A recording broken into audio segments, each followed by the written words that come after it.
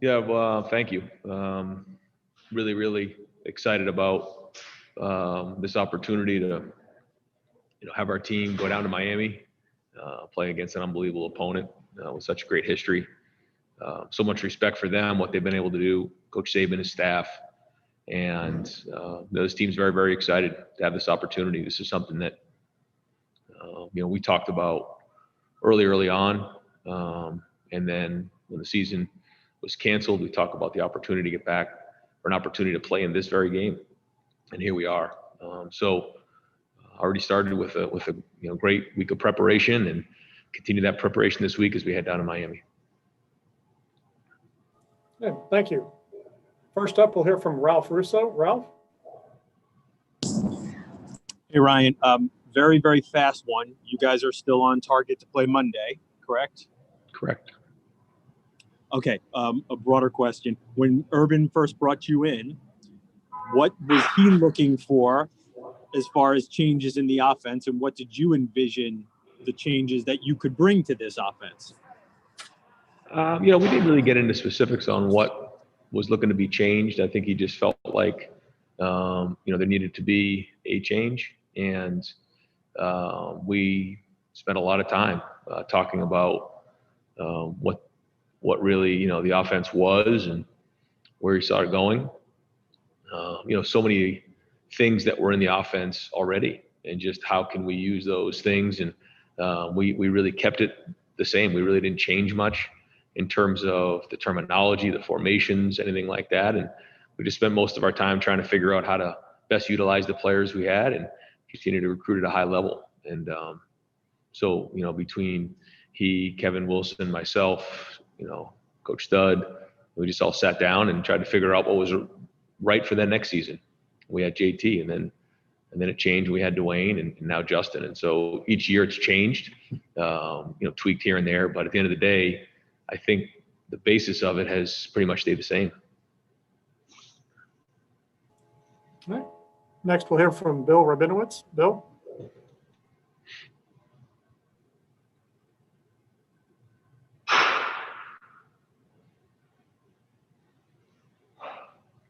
Bill, are you there? Okay. Well, let's try Nathan Baird. Nathan?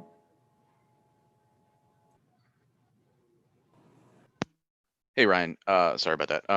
Obviously, you guys have been dealing with the COVID issues pretty constantly for the last 6 weeks as far as having to miss guys. But coming off of a big win like the Sugar Bowl and then having to deal with new cases this week, how is that not sort of like a mental gut punch for the program? Or is it something that players and coaches are kind of just steeled to at this point and better able to deal with?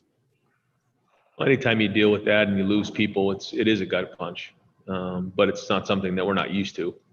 We played games with majority of our offensive line out. We played the Big Ten championship game without our top receivers, or some of our top receivers. We've had starters all over the place down different times, and we found ways to work through it. It's just been the way it is, and you can feel sorry for yourself, or you can just continue to work on and push through it. The hard thing is, at the end of the day, most people don't really care. They just watch the game, and the result is the result. But for us, that's why the story about this season is just so amazing to me, is that we just continue to push through despite all these difficult challenges along the way. And no different this week. So we got a new set of challenges this week. We're gonna have to figure it out and go down to Miami and play. Next, we'll hear from Lane Higgins. Lane?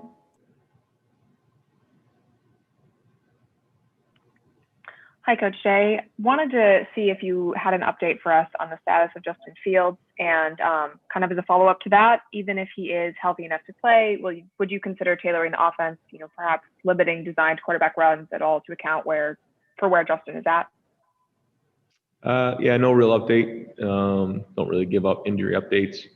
And then, we'll do, what we think is best in the game, based on our opponent, based on our personnel and where we're at during the game. That's kind of what we've done for every game that we've been in. And so we'll continue to do that this week. All right. Next, we'll hear from Austin Ward. Austin? Ryan, yesterday Kerry was talking about how actually rewarding this season has been. I was asking about the uncertainty of a roster every week and working new guys in and having to really burn through different solutions. Is rewarding the word that you would use as the head coach, or what has this been like with dealing with those challenges every week? I think it's just the way that this has gone. The minute you want to feel good and take a deep breath and count your blessings and, like you said, feel the reward of what we've done. Something new comes at you and you just got to handle it. So I know this: the finish line's coming on Monday, and we got to finish this thing strong, no matter what comes our way, what has come our way. We've handled it. We got to continue to do that, and that's really what it is. And to say it's easy, no. To sit back and say that we can, pat ourselves on the back or feel good about what's gone on. No. We gotta finish this thing off on Monday, and then when the season's over, we'll go back and think about all the great things that have happened this year, because there's a lot of them.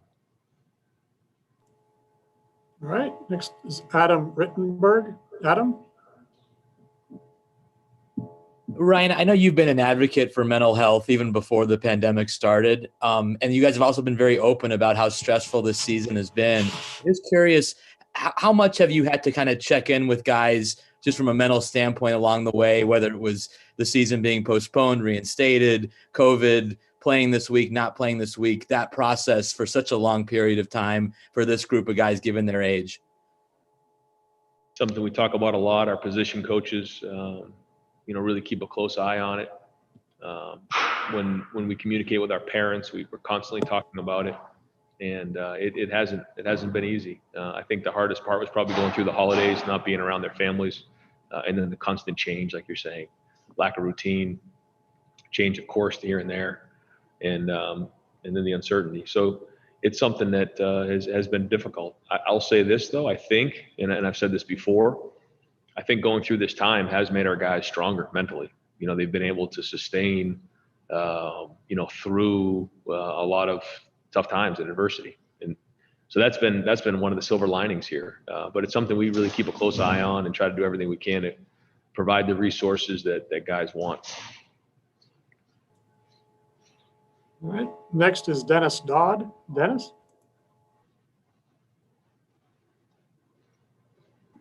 Ryan, Pat Fitzgerald and Mike Hankwitz are so good. Was that more about them going against your offense in that championship game, or was it more about the offense not functioning as well, or a combination of both? Yeah, I think it's a combination of both. They do a great job, always have. And, I think we were also really weren't clicking that day. It doesn't take much to be off. We say that all the time. So I think it was a combination of things. All right, David Hale. David? Hey, Ryan, thanks for doing this. You and Justin have, I think, a very strong relationship, and having talked to him, I know he's kind of very close with his dad, very much a small town guy, and yet he committed to Ohio State without having actually gone to campus first. I'm wondering what has sort of made your relationship work with him so much. Do you consider it sort of a unique bond for yourself as well? And how much do you think that has played into the level of effort and dedication that he's shown to the program throughout this really tumultuous year? First off, it says I'm unstable. Am I good? Am I good on this? Yeah. It started off right from the get-go when, Justin and I started our relationship and tried to be upfront and honest with him. He was going to have to come in here and earn a spot. It was going to take hard work. That what being the quarterback at Ohio State meant. And then we just went to work. And Mike Yursich early on, that first year, spent a lot of time with him. I spent some time with him, especially on the field. And then in the off season this year, spent a ton of time with him, and have spent some time with him certainly this year, a lot of time this fall. And when you go through things together, your relationship gets stronger. And we went through a lot of great times last year. You go through that Clemson game, and you just learn about each other. Your relationship gets stronger when you go through tough times. You find out about each other. And then the off season and fighting for a season and speaking up and his leadership and all those things. And then as we got into this season, you know, a lot of the stuff we worked on during the season, Coach Dennis and he worked on, it all kind of worked together early on. And then we went through a couple tough games where it didn't really click the way we wanted to. And then to see him play the way he did and overcome a little adversity in this past game is what it's all about. And that's what life is all about. And I think he knows how much I care for him, and I'm always there for him and try to help him the best I can. And that's part of it too. I mean, it's one thing to care about somebody. It's another thing to be able to help them. And I think that, you know, he knows that I'm here to help him, and I can find ways to help him here and there. And I think that there's a trust there. And there's obviously an unbelievable respect for what I have it for him as a competitor and as a person. All right. Next is Bill Rabinowitz. Bill? Can you hear me this time, Ryan? I can. All right, good. You're in the national championship game and only your second full year as coach. With all you've had to deal with this year, I'm sure that's not really on forefront of your mind. But can you put into words what it's like for you to be at this point and what it would mean to win it, especially when you're going against somebody like Nick Saban? I appreciate those words, Bill. I don't. I think you probably know me now. I'm probably not going to get into that right now, just because, you know, we're in the moment, and all that really matters is preparing for this game. I think when you start to take a step back, you get distracted, and every minute of the day, I tell the players, should be spent on Alabama. That's it. If you're spending your time thinking about anything else, tickets, you know, travel, family, this, that, what's going on after, what went on last week, it's a distraction towards focusing on this game. Because this is what matters.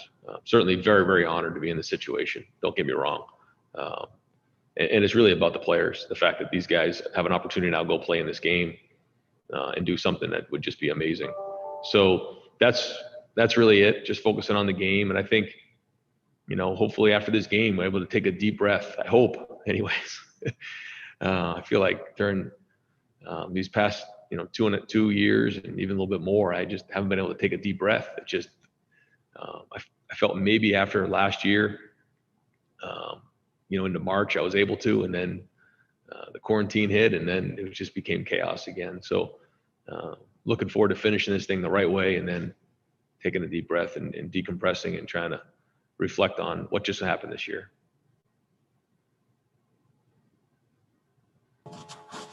Next is Michael Casagrande. Michael? Yeah, just wondering, how many players do you guys have available for the game? How many do we have available? I don't know the number on that. I have to check. But you're confident that you have the full number required to play in the game? Yeah, we'll have plenty of players. Next up is Sam Kahn. Sam? Hey, Ryan. Earlier this year, Nick Saban had said that he doesn't believe that good defense beats good offense anymore as it relates to the way college football has gone. I'm curious what your sentiment is on that, and how what good defense is now required to win a championship in this age of college football. Yeah, no, it's a great question. I think it has changed. You know, fundamentally, it hasn't changed, but just the way the game's being played has. And it's all about getting stops. You know, I mean, it isn't really about how many yards you give up. I think controlling the game does matter. But at the end of the day, it's about getting stops, forcing field goals, and getting turnovers. You know, you can let them drive the entire length of the field, but if they kick field goals or you get turnovers along the way, good things are going to happen. So I think that really is where it's at. And, you know, it depends on how strong your offense is. And I think both sides have to play off of each other. I think that's really, really important. One good thing about, you know, being so involved in the offense is that you kind of understand as the head coach that, you know, it takes both sides in all three phases to you know, mesh together for it to work. And you can't work in three different silos. And I think that's a big part of it as well. So, you know, when you tie the two sides in together with special teams, then I think you can put together a good plan. But to answer your question, I think nowadays it's not about how many yards you give up. It's just literally how many stops can you get, whether by turnovers or forcing field goals. Next, we'll hear from Bill Landis. Bill?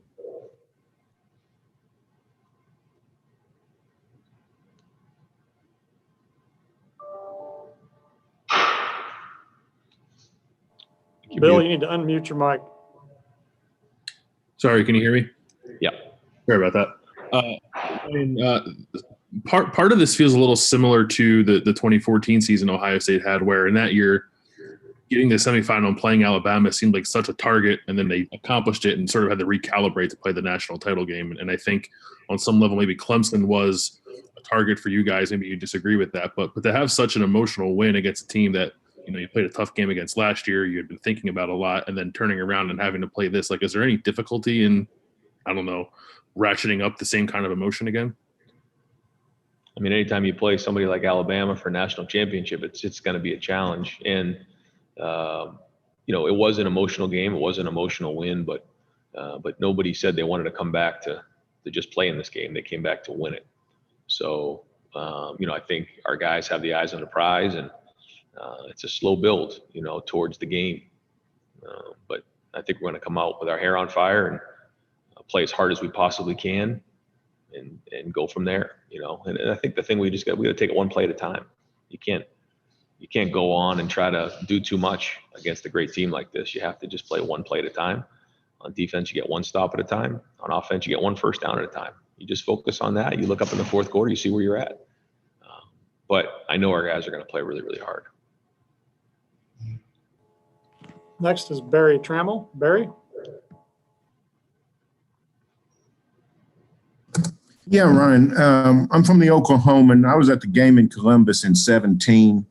That was sort of Trey Sermon's coming out party. He had a true freshman, had a really good game. Do you remember, you're on the other side of the ball in terms of preparation. Do you remember much about his game against the Buckeyes in 2017? And did you know how good he was until you actually got him on campus? I remember some of them, and then I watched a little bit of that game, and you know, certainly when he had an opportunity to transfer, and had a great conversation with Coach Riley, and you know, he had nothing but great things to say about Trey, and it just seemed like the right fit here. And the thing that's, again, I just go back to is that it didn't all come at once for Trey. You know, he worked really hard early on, but didn't have the preseason and the lead up and the non-conference games. And so, and he was kind of splitting time with Master. And then he never came into my office, never said a word, just kept working. And then when his opportunity came to be the guy, he took it and ran. And what an amazing story, you know, especially young man.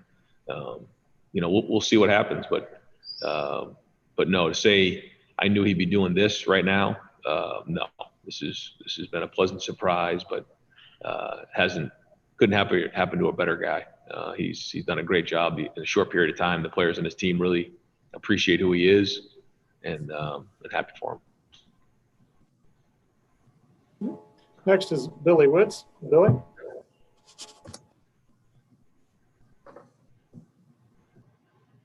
Yeah, Ryan. When Justin got hurt against Clemson, and there's, you know, the decision of whether to put him back into the game and the injection that or two that he seems to have gotten. What are the discussions that take place? The coaches, the medical people about, I guess, whether he can, when he goes back in the game, how well he can protect himself. What are the questions of, possible further injury, and, because this is somebody who seemingly has a pretty lucrative future in front of him. And so I guess how are those things kind of, balanced and played out? I mean, Justin isn't treated any differently than any other student athlete. Our medical people are the best in the country at what they do. They identify what's going on. They communicate with the player, and they diagnose what happened and then make the decision on whether he's able to go back in the game. I mean, and that's what happened here. And obviously they use the feedback of the player too. And what an unbelievable competitor Justin is. I mean, just never forget that night. He's just tough.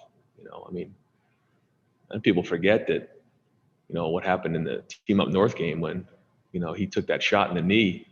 One play came out, he went back in. One play later, and threw a touchdown pass, scrambling to his left to Garrett Wilson in the back of the end zone. I mean, that was like, whoa.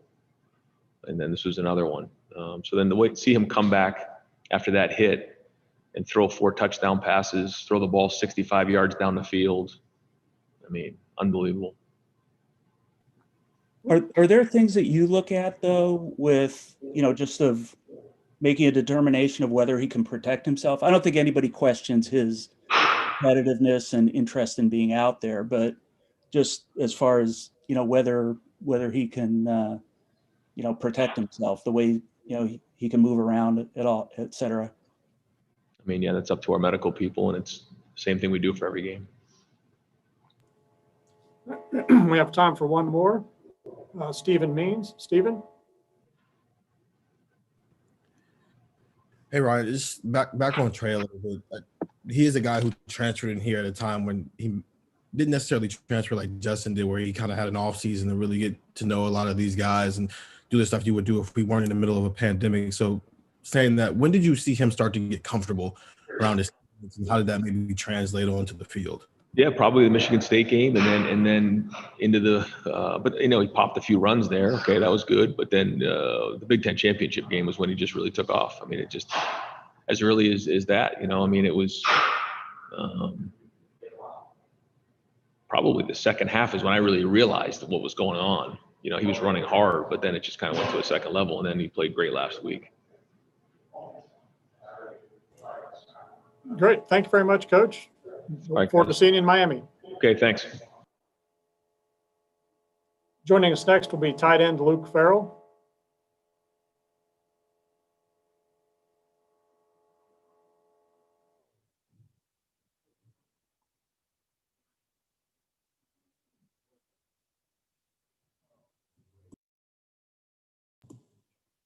All right, Luke, you there?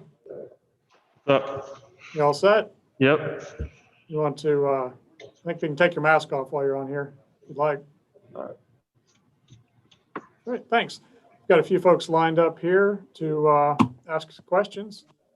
Hold on just a second, we'll get them going. So first question will be from John Zenor. John?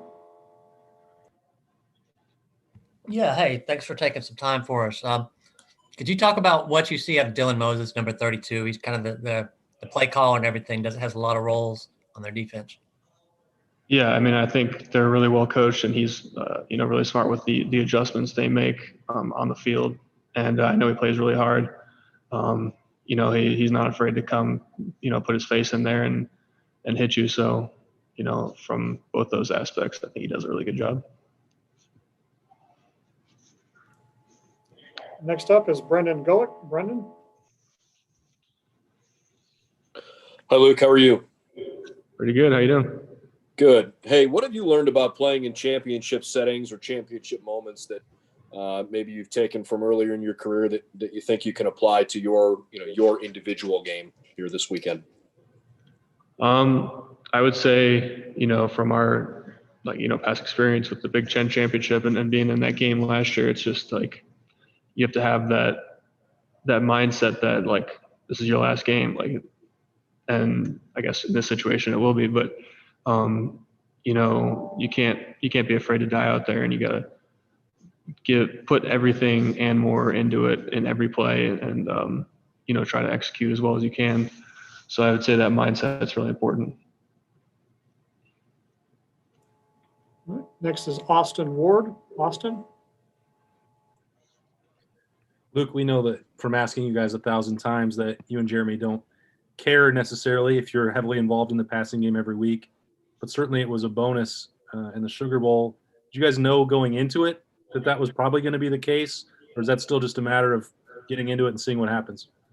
No, that's really just how the game plan works out. I mean, as the game goes along, I mean, you get your opportunities in practice, and then just whether it's going to work out coverage-wise, where you're at in the game, what gets called.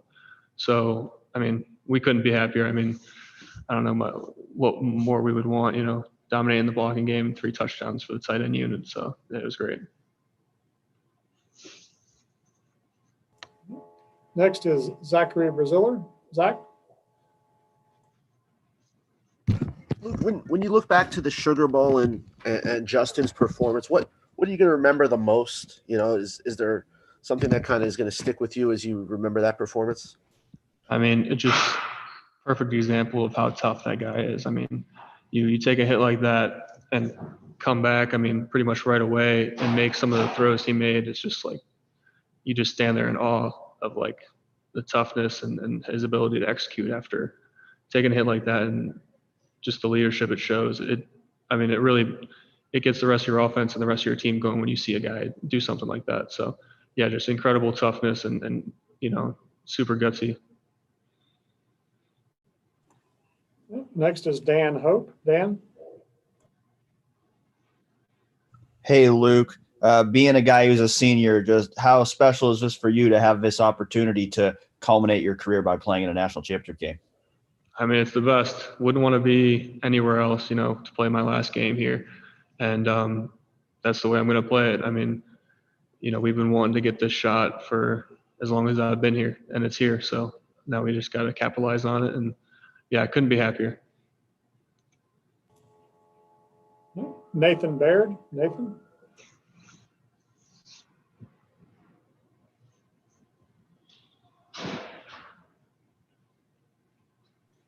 Sorry, I don't know how privy you are to like some of the things that Thayer Munford had to go through in order to even be able to play at Ohio State in the first place. Obviously, you're familiar with some of the things he's gone through since he's been there.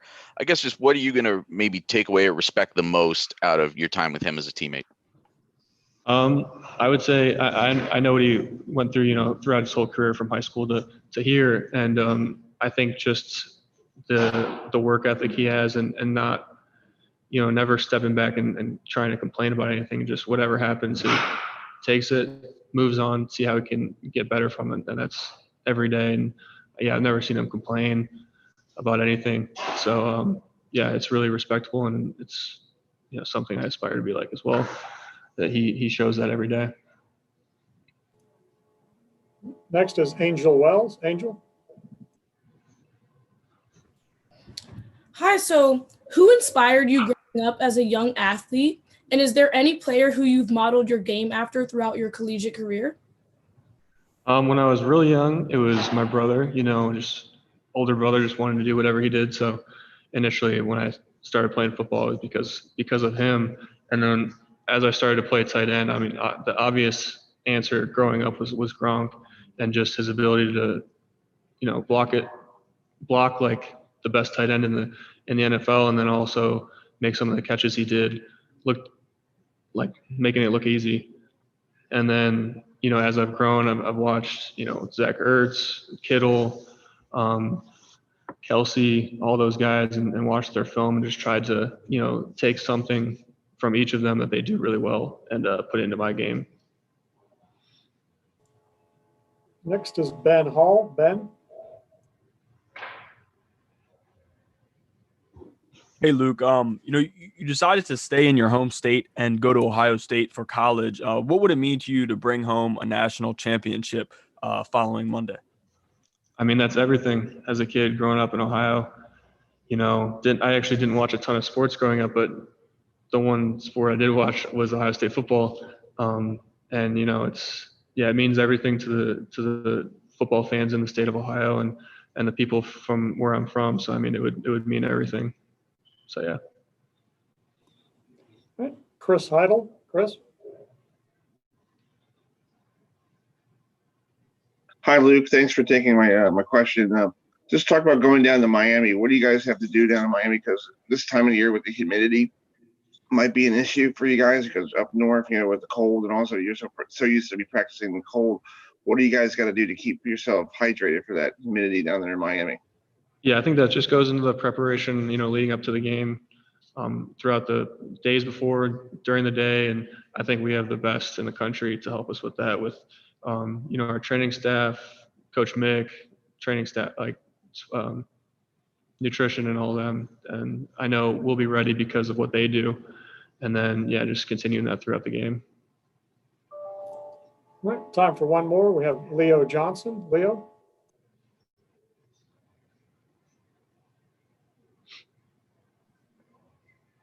Back to the Sugar Bowl, what was it like to beat the Tigers after being told by doubters and critics that you had next to no chance?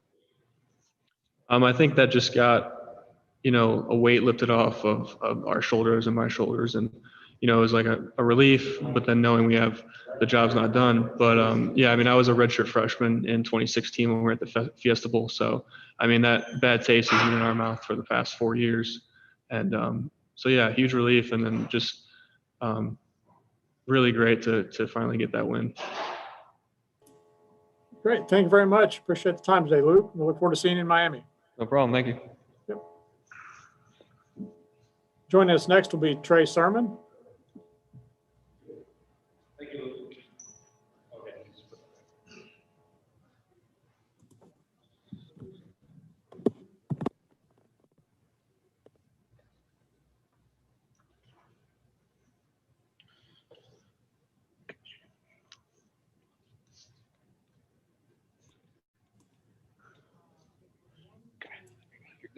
Hello, you all set? Mm-hmm. Great. We'll kick things off with Ben Hall. Ben?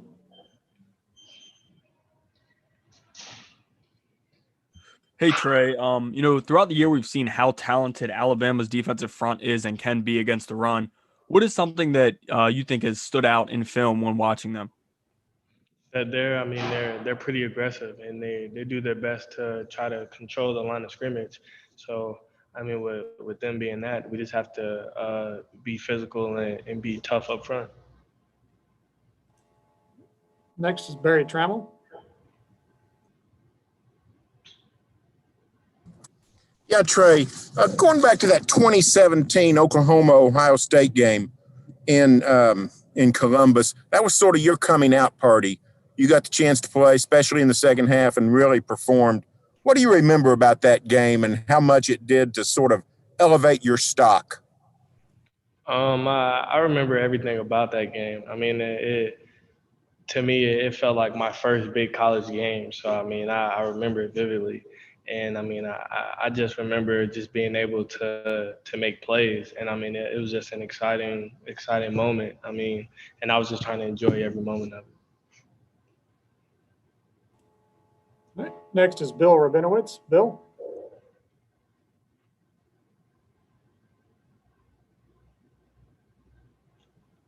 Okay, I try. The offensive line that you're running behind, I know you had a good one in Oklahoma, but how well is this line playing, and what kind of stands out about their blocking and maybe just their mentality or chemistry? Those guys are great up front. They make my job easy. They control the line of scrimmage. They get great push, and like I said, they make my job a lot easier. And just being able to just get in sync with them, it's gotten easy over time just because of how great they've been. And again, like they do a great job of just getting off the ball and just moving bodies. Next is Nathan Baird. Nathan? Hey Trey, I know you've always considered being a receiver out of the backfield to be part of your skill set, but the Sugar Bowl was your second best career game there. It's statistically, a lot of it seemed to come on Justin looking for you in these check down situations. Was that something that was just accidental that happened in that game? Was it something that you guys wanted to incorporate more? And why do you think that was so successful? I feel like we work on it quite a bit.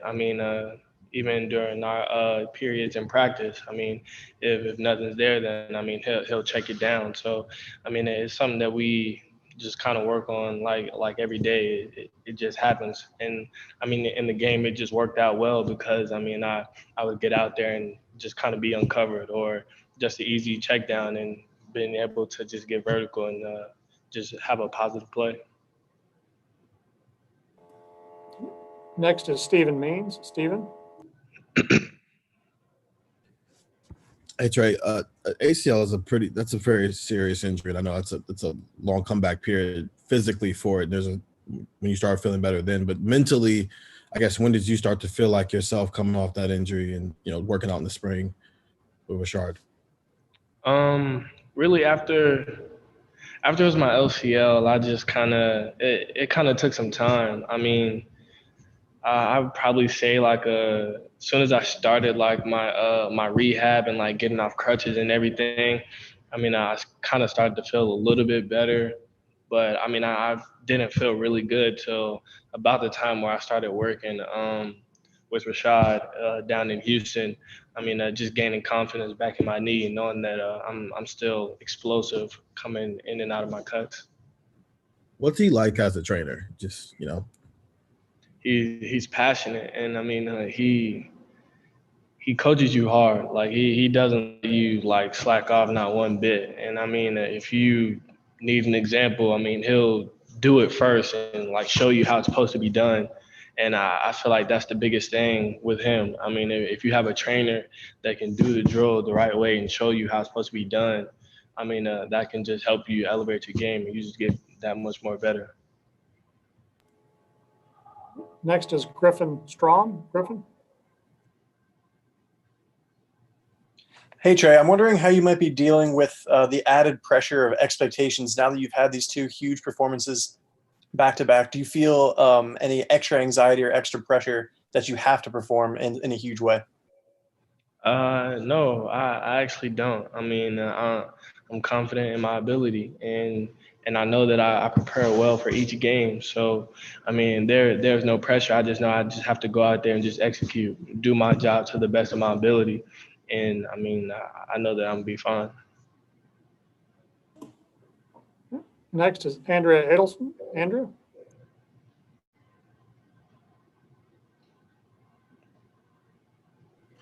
Trey, you've shown a lot of resilience throughout your career, and it sounds like that's something that maybe you picked up from or learned from your mom. Just wondering how much her example has allowed you to overcome some of the obstacles that you have faced and just how important she's been for you in your life. She's been very important. I mean, just seeing all the things that she's been through, how she was able to just persevere, still continue to work hard for our family. And I feel like that just helped me throughout my career because, I mean, I faced a ton of challenges, a bunch of adversity. But I know that, I mean, there's light at the end of the tunnel. So I just have to keep working hard, and I know everything will pay off.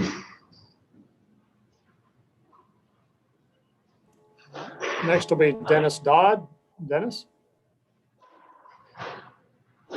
Hey, Trey, I'm sure you've taken a shot in the ribs before in your career. I wonder if you could quantify what that feels like and maybe what Justin is going through and went through when he got that shot, against Clemson. It's extremely painful. I mean, especially when you're not really like expecting it. I mean, it's pretty painful. And I mean, I know him. He's a tough dude, so I know that he'll be fine. But I mean, again, like it's just not something that you want to happen at all, no matter what. Because I mean, it's just like I said, I mean, it just hurt. Next will be Tony Gerdeman. Tony?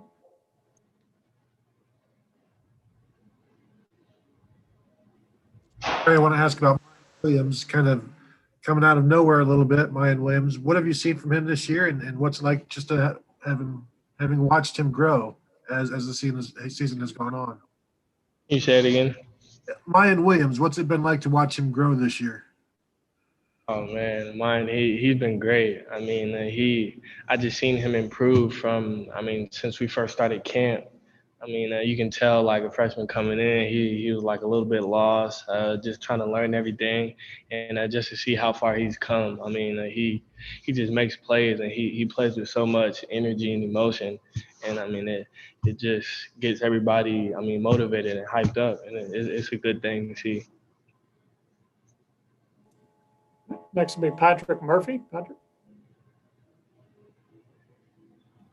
Trey, similarly, I'm interested, we haven't talked to you a ton about Master and your relationship. What has that been like throughout this year, getting to know him and then kind of the back and forth with you guys both getting carries? And now as you've kind of stepped into the forefront here, how is your relationship developed and what's it been like recently? Our relationship has been the same. I mean, we've always been there to kind of help each other out.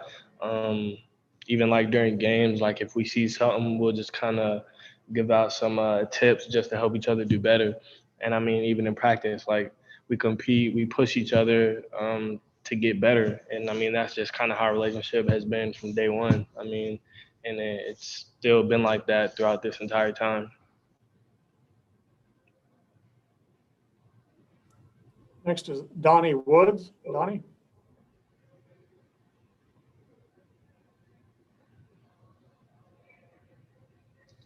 Trey, congratulations on a great season and making it to a national championship game. Being more than just a football player, can you tell me a little bit how Coach Day and your position coach kind of displayed about treating you more than just a football player and about what happened yesterday? Did you guys talk as a team about what happened yesterday?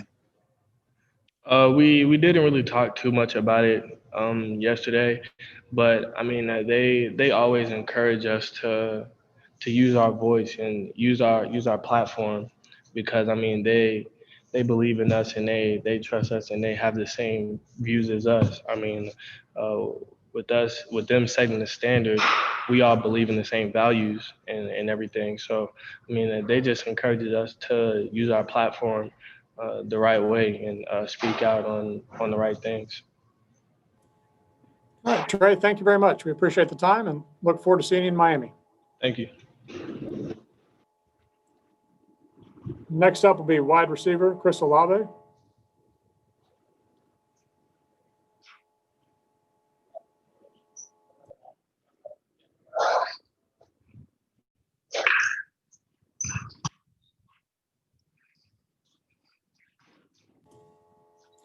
Chris, thanks for joining us.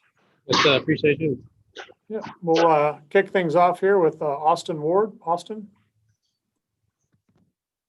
Chris, can you just take us through that process of having the Big Ten title game taken away from you and working to get back, and how great that felt to get your kind of redemption there against Clemson?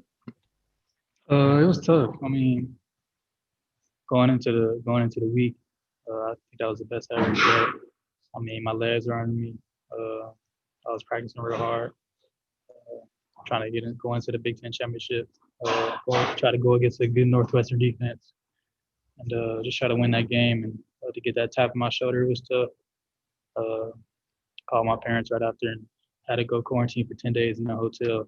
It was tough. I didn't really do much in the hotel. Just try to stay in shape.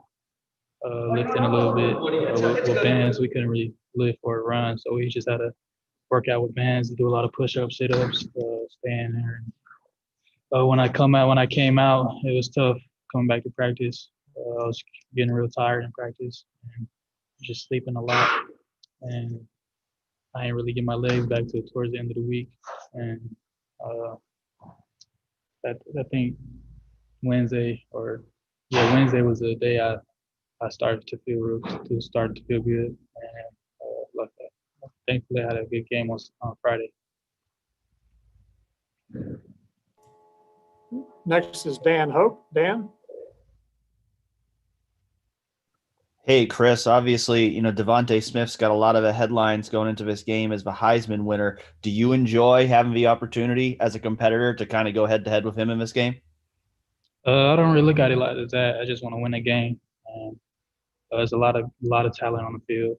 He's a great player, Heisman winner. It's a lot of talent on the field, like I said. I'm just looking forward to winning the game. Next was Lane Higgins. Lane? Hey, Chris.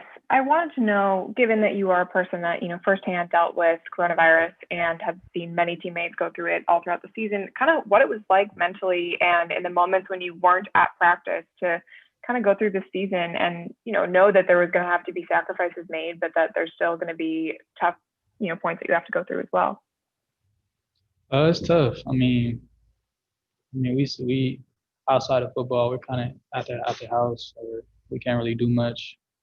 But to catch it this late in the season is tough. I mean, it's terrible timing, and I know mentally I was messed up. especially catching it towards the end of the season. But I mean, you can't really control that. Just try to control what you control and do his best for the team. And that week, I was just trying to hype my guys up. I'm just glad we came out with the win that week. Next is Nathan Baird. Nathan?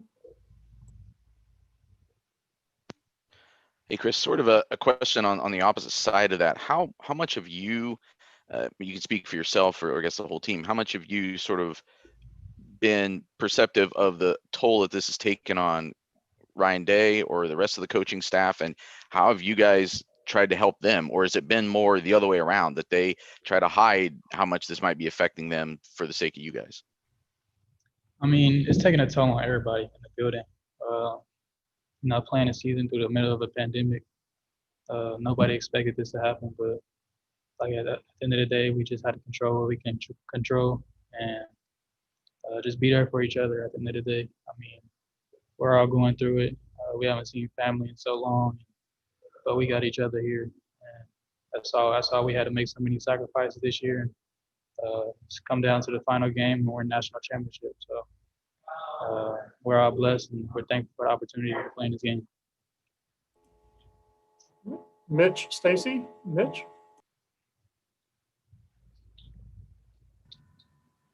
Hey, Chris, you're likely to be seeing a lot of Patrick Surtain. He's a finalist for the Bednarik Award, as you probably know. I'm just wondering what you see on tape from him, what he does well, what you're going to have to do to beat him. He's a great player. I mean, he's a great player. Long, fast, physical. Can't really ask for much in a DB. I know I went against Okuda last year. He's damn near equal to him. So he's a great player, and they got great DBs, great linebackers, great defense, talent all over the field. So we're gonna have to find a way to beat them. I'm looking forward to it. Next is David Hale. David?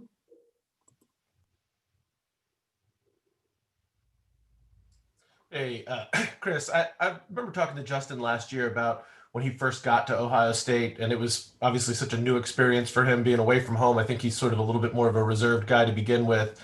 And he was talking about sort of how homesick he was and wondering if he'd made the right decisions. And how did you guys as teammates kind of embrace him, and how have you seen him kind of come out of his shell in the 2 years that you guys have been together? And do you kind of feel like the performance that he put on against Clemson under such adverse, obviously, scenario is sort of the culmination of how much he has embraced being one of your teammates and wanting to win for you guys at all costs?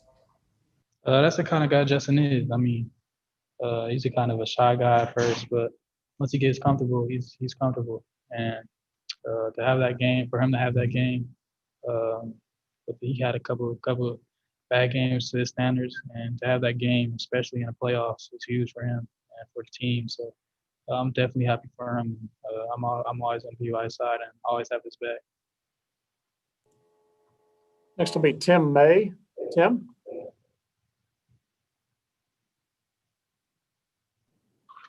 Yeah. Hey, Chris, what is the secret for you guys to catch that lightning in a bottle like y'all had last Friday night? I mean, as an offense where everything started clicking, the passing game, Justin was on point. Do you have to go into a game and just let it happen, or do you know what I mean? How do you keep from pressing for that to happen again, if you follow my drift? That just doesn't happen. I mean, the chemistry we have, the trust we have in each other. We all had trust going into the game in each other. We all wanted to pull it all on the field, leave nothing. Coach Day dialed up some things. We went out there and executed, but that doesn't happen just that week. It happens all in the off season, all grinding together, all blood, sweat, and tears, just to come to that game and perform. And like I said, we dreamed of that since we were kids. And, now we were in that moment, and we got a moment. We got another game to have fun and cherish. Next will be Stephen Means. Stephen? Hey, Chris, when you guys go deep on those play action passes, can you kind of tell pre-snap when you're going to be able to beat the guy off the line of scrimmage and get a step on him? Yeah. I mean, yeah, pre-snap, I could tell, I could see coverages. I could see where guys gonna be. I'm on the same page as Justin, so whatever he sees, I see. And definitely on the deep balls, on the play action balls, I definitely know when it's coming to me or when it's going to somebody else. Pre-snap, if they switch it post-snap, I can see that too. So, like I said, we're all on the same page, and we know where the ball's gonna go. Is there anything common you see from defenses on some of those plays? No, it's just the coverage, personnel, just a lot of different things, but that's pretty much the top. Patrick Murphy. Patrick? Chris, so much of the buildup to the last game for when we were talking to you was about, beating Clemson and whatnot. Ryan just said that guys didn't come back to just win that game. They wanted to win the whole thing. How much is that your motivation, more so than it was just to get redemption in that game? Oh, yeah. That's what you come to Ohio State for, to go to the national championship, win a national championship. I know in recruiting, that's why I wanted to come here, play with the best. So we get to do that on Monday, and I'm thankful for the opportunity, and it's a huge blessing. Next is Ben Hall. Ben? Hey, Chris, as stated before, you'll be lining up against one of the top cornerbacks in the country in Patrick Surtain. How have your matchups against Sean Wade in practices helped you prepare for these kind of high caliber matchups?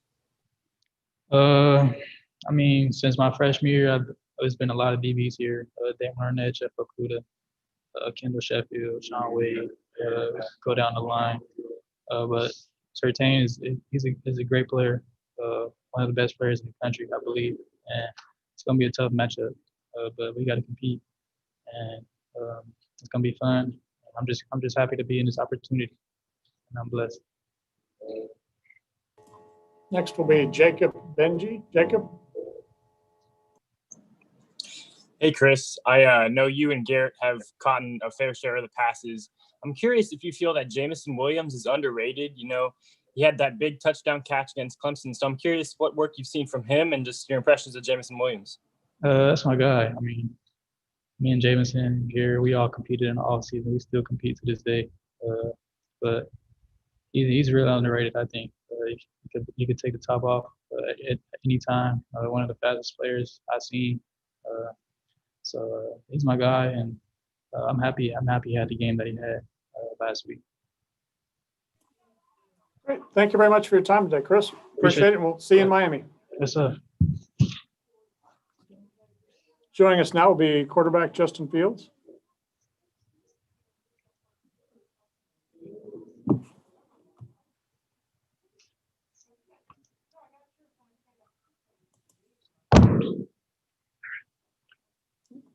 Justin, thanks for your time today. We've got some guys here lined up to ask some questions, so we'll kick things off with Stephen Means. Stephen?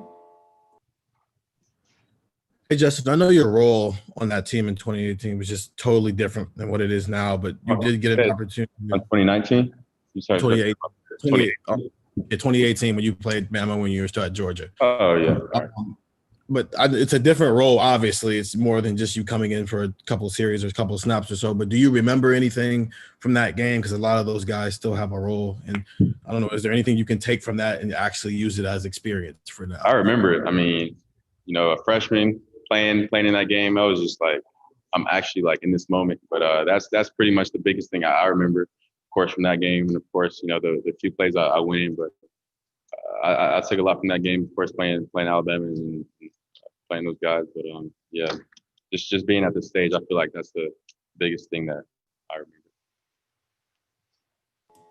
Next will be Andrea Edelson. Andrea? Justin, I'm wondering, since you and Trey are both from Georgia, how well you all knew each other, whether you had a relationship or friendship before he got there, and just how you've seen him really turn things on the last few games. Yeah, I mean, I think I've known Trey since my junior year in high school. We actually played against each other my junior year. He was a senior at the time. But I think we beat him. Yeah, we beat him by like 2 or 3 touchdowns. But yeah, I've known Trey for a long time. We have one of the same trainers that we've been working out literally together since probably like my senior year, junior, senior year of high school. So we've known each other for a long time now, for sure. Next is David Hale. David. Hey, Justin, I was actually just texting with your high school coach, and he said to tell you Coach D says hey. I remember talking to you before about when you were leaving Georgia and you had talked to Coach Day, but you had not yet actually set foot on campus at Ohio State when you committed there. And I know maybe the first week or two was probably not the easiest for you either. What was it about your connection with Coach Day that made you confident that you had made the right decision to go to Ohio State? And when did it sort of click that like, yeah, this is going to work out okay? I think, the connection that me and Coach Day had from day one was genuine. Of course, everyone knows he's a great offensive-minded coach, and I knew that he was going to make me a better player, and that's all I was really worried about when choosing the school. So, and when I knew it was going to work out was the first touchdown scored against FAU during the first game of last year. So, yeah. Next, we'll have Michael Casagrande. Michael.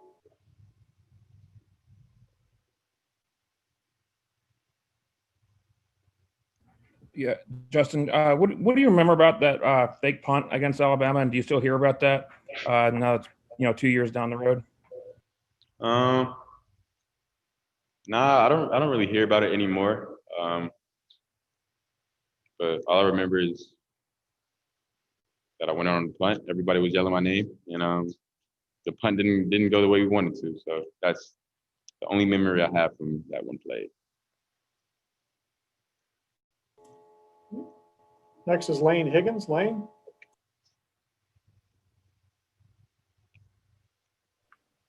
Hey, Justin. I'm not sure if this is something that's more instinctual or if it's something that you've worked on with quarterback trainers and coaches, but it looked like in the second half, after you had absorbed that pretty big hit in the Sugar Bowl, you kind of had adjusted some of your mechanics with your throwing, and you were taking a bigger stride into the throw and, relying less on your upper body. Is that something that you've worked on with anyone specifically, or, how are you trying to manage that?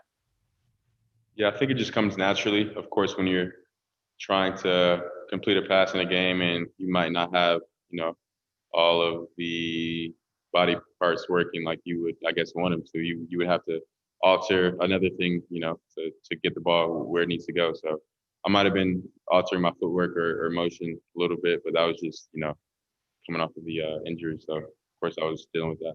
Yeah. Yeah, and as a follow-up, did you tell your teammates to stop slapping you on the back when you were making big plays on the sideline?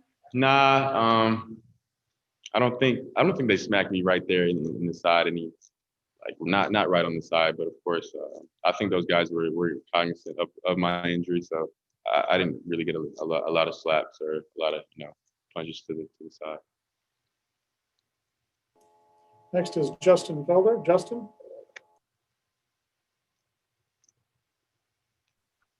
What's up, Justin? I'm with Fox 5 in Atlanta. I want to follow up on, I think it was Andrea's question from a minute ago. What more can you say about your relationship with Trey, how that's kind of grown? And have you guys kind of compared your journeys at all, starting out at other places, ending up here in the national championship game and being two Cobb County guys, trying to play for a national title? Yeah, I mean, it's definitely crazy just seeing the position we are, where we are right now. But yeah, I've known Trey for a long time. He's always been a hard worker. But I think we'll talk about this in a few years from now. But I think right now we're more so living in the moment. So yeah, we haven't really look back on it. Of course, I tell him after every big game we win, I usually go up to him after the game and say to him, I told you that you should have came here. But yeah, other than that's all we talk about. We don't really talk about how this is all crazy and stuff like that. But I definitely think for sure down the line we will. Next is Steve Hummer. Steve. Yes, Justin, I guess under any circumstances, you'd be gratified to get to this game. But looking at the arc of this season, when you even had to speak out just so there'd be a season, being here, is that any more meaningful to you?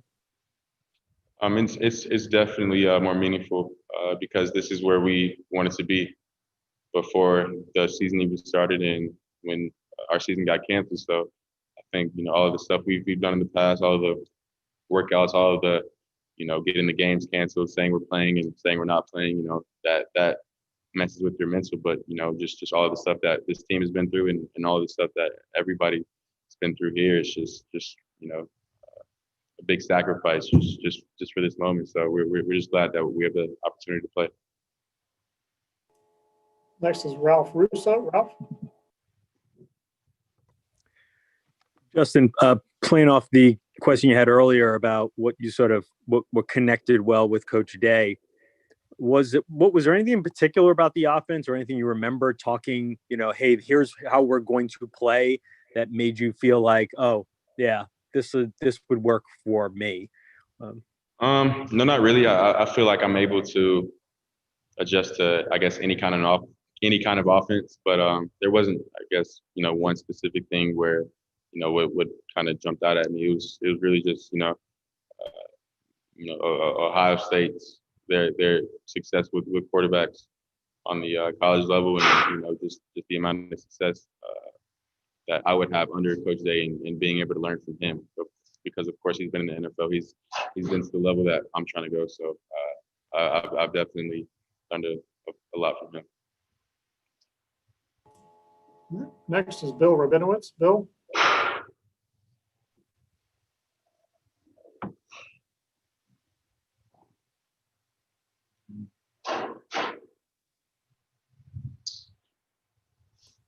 Bill, are you there? Yeah, I just lost you for a second. Can you hear me? Yes. Okay. Yeah, on your status, how you're feeling, how you think it might be affected, and if you want to clarify anything that you said after the game about how everything was handled. Yeah, I think what I said after the game was kind of taken out of context. I just want to make one thing clear that is that I have my full trust is in the trainers here at Ohio State and Dr. Borcher. So I wasn't I guess hesitant on taking anything that they would give me, but I was just trying to do whatever I could do to get back on the field. And I think those guys handled it, the way I would have wanted it to be handled. So I just put my full trust in those guys, and I see how they deal with guys here, and I have personal relationships with all of them. So I just don't want anything I said, in the post game interview to kind of get taken out of context and just be like, oh, they just shot him up and sent him back out there. No, it wasn't like that. I think they did a full, I guess, analysis of, my injury and how it was. And they thought they did what they thought was best. So, yeah, I was fully comfortable with that. But I'll be good come Monday night. And you don't think you'll be affected at all?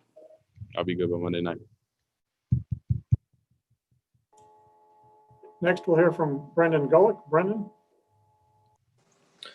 Justin, I realize that the number of Buckeyes that have played for a national championship in their career is certainly an elite fraternity within your own program.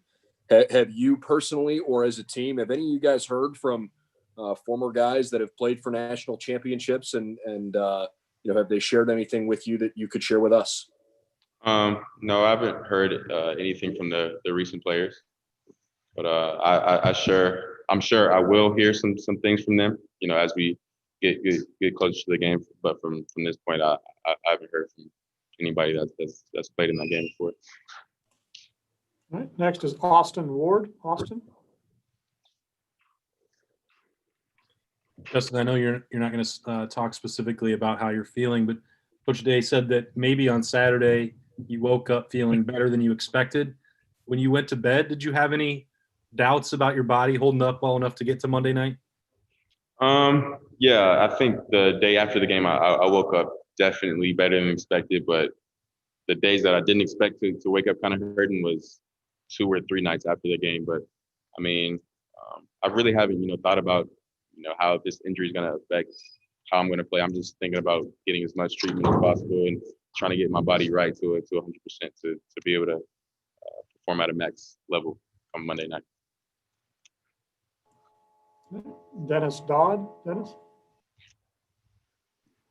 Justin, what did Northwestern do that night, and how much do you give them credit for how they approached your offense, and how much do you put it on yourself that night? And another question: do you ever check the amount of signatures on that petition? Because there's quite a few now. I'm sorry, say that again. Do you ever check the number of signatures on that crowdsourced petition that you started at the beginning of the season? No, I mean, I stopped probably checking it probably when they said that we would have a season. At that point, that was the whole goal of it was to have a season. So after they said that we were able to have a season, I was, just fine with whatever number that was up there.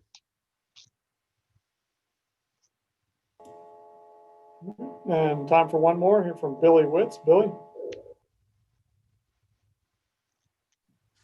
Justin, hi. I'm just going back to what you were saying about the injury against Clemson.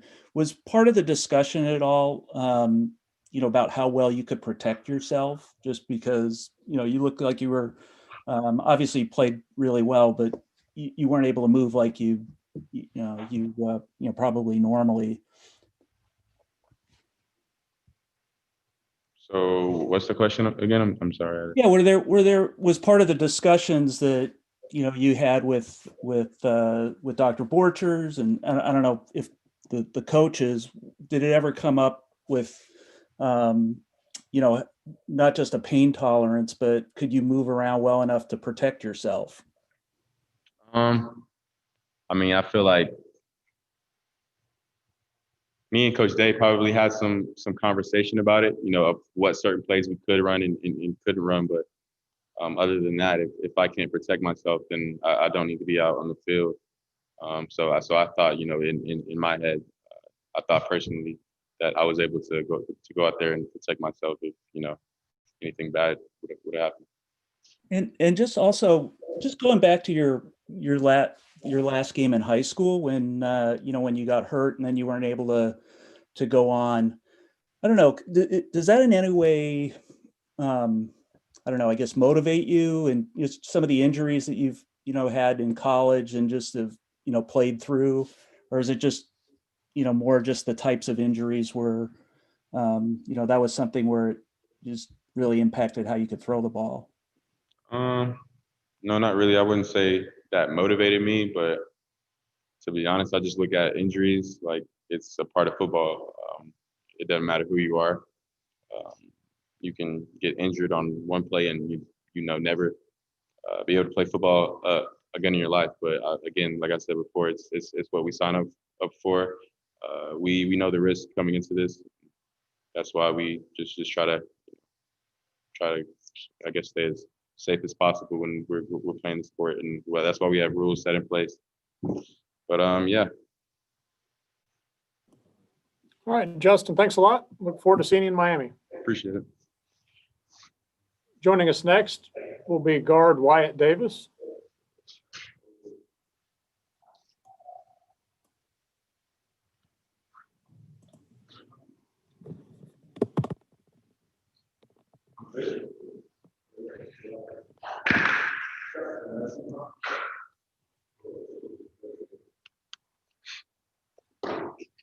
Wyatt, you all set there? We've got a few people lined up to ask questions here. Okay, yeah, I'm all good. All right, we'll kick things off with Mark Wicker. Mark?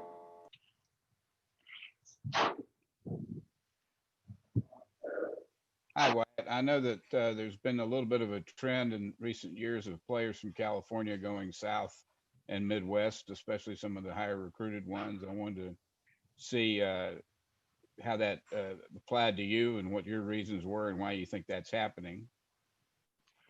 Honestly, I think at least for me, I know my reason for coming all the way out to Ohio State was to have the opportunity to play in a game like this. And for me personally, I just always infatuated with, programs like Ohio State. And it was the easy decision for me. And I just feel like, guys from out west, especially in California.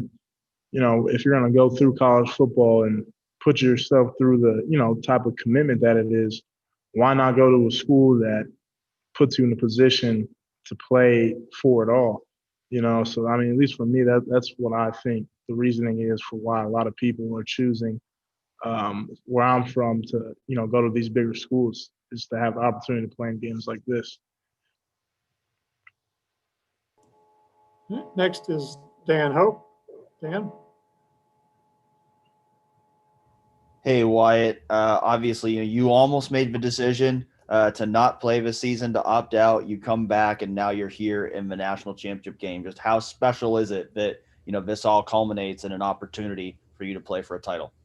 It's huge. I mean, there were guys on my team after the Clemson game, messing with me about it, saying, wow, you would have chose to sit out and miss out on this. And it's honestly crazy just how everything that I wanted to happen this season is happening. Now we just have to go finish. But, I mean, words can't really describe how I feel personally just to have this opportunity. I mean, I remember watching in high school the national championship and just how much of a big deal it is for me. And me telling myself at a young age back then, hopefully one day I'll be on that field playing. And here I am now, a couple of years later, with that opportunity. So it's definitely special. Next is Nathan Baird. Nathan? Wyatt, I'm sure that you're somewhat privy to a lot of the things that Thayer Munford had to go through just to be able to attend Ohio State, let alone have the career that he's then had. And you're familiar with some of the things he's gone through while he's been there. Just what do you maybe respect the most of, what do you remember the most about him as a teammate and what he's gone through during his time here? Just how much of a brother he is to me. I mean, we came into this program and we were roommates actually in the dorm as well. And like what you said, I mean, what he had to go through.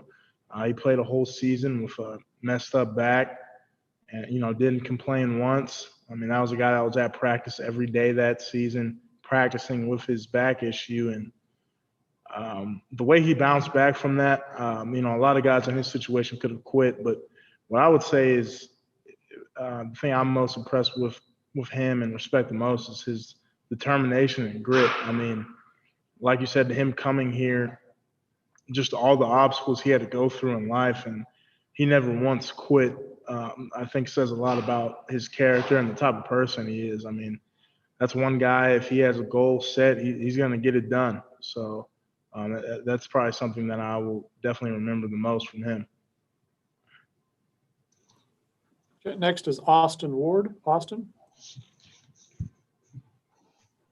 Wyatt, 2 years ago when Coach Day took over, there was a lot of people that wondered if Coach Stud would be retained on the staff and stay moving forward. Fast forward, and you guys have one of the best offensive lines in the country. What is it about Stud, the way he's handled the last couple of years, the way he coaches you guys, that has produced this level of success? I would just say his expectation, and it all starts from practice. And I feel like a lot of it, I feel more nervous to make, mistakes in practice than I do in games, just because he expects a lot out of us, and he pushes us to get to points where we're at now, to have success, for yourself as well as for the team. And I would just say the thing he does the best, and that I've noticed, is whether you're a walk-on or a starter, when he gets into you, it's the same as everybody else. No one's held, to a different standard, and that standard is excellence, and that's what he demands out of us. And at least for me, it's more so a thing. I want to play so hard, because of him and how he pushes us, because I know he's doing everything in his power to put us in a great position to succeed. So, as far as it goes for me playing, I feel like I have to return the favor. So I feel like he's a great leader, and he's just so knowledgeable of the game and techniques and what to do in certain situations. And I mean, there's stuff that we've done this year, against certain teams as far as blitzes go, that teams were struggling with, and he just breaks it down so easy for us to understand and to really look for it. And I feel like his film sessions is a lot of the reason why we've had the success we've had. Because I thought I knew how to watch film until I got here and started working with Coach Stud. So just all those things combined, I think, is why we're so successful. Next is Ben Hall. Ben? Hey Wyatt, yesterday we heard Haskell Garrett say this game will be won in the trenches on Monday. So looking forward to the national championship, how important do you think your matchup against the Alabama defensive line will be important in winning this game? It's going to be very important. I feel like that's basically how it goes every single game. Alabama or not, I mean, the game is won in the trenches. They have a great defensive line up front. They have a great offensive line, Joe Moore winners. And, we're just going to have to come out and play football. I mean, obviously they're very talented and we're very talented as well. So otherwise we wouldn't be playing each other in this situation. So going into it, we know where the battle has to be won, and it's definitely in the trenches, and they have great players and great scheme defensively, which is what we've been working on all week. So just going out there and playing, I think, is probably the most important. Just playing a game of football. So next is Zach Baziller. Zach? All right, what has stood out? What stood out the most about Justin's game in the Sugar Bowl? And what do you think, for people who might have been doubting him or questioning him after the Northwestern game, what do you think he showed? I think exactly that, not to count him out. I mean, the shots that he took during that Clemson game, and the fact that he came back after that and had the type of game he had says a lot about the type of leader he is, which is what I've been preaching all season. And, the amount of respect he has for his brothers to just not, quit. And I think it stands high, and that's why he's so respected on this team, and he's held at a high standard. I mean, I don't think there were any doubts, again, that he would, if he could, he would go back in and play. But I would just say, as far as playing goes, I mean, in pass protections, obviously it's great that we have Josh Myers, who's extremely smart and breaks it down, but we also have Justin back there too, that is a student of the game. And, he helps us out at times where we might not see something that he sees that they're going to bring, and just stuff like that. I mean, this is a guy that watches film for hours and will be the last guy leaving the Woody Hayes. So just his will to win, I would say, is probably the most impressive thing for me. Next is David Hale.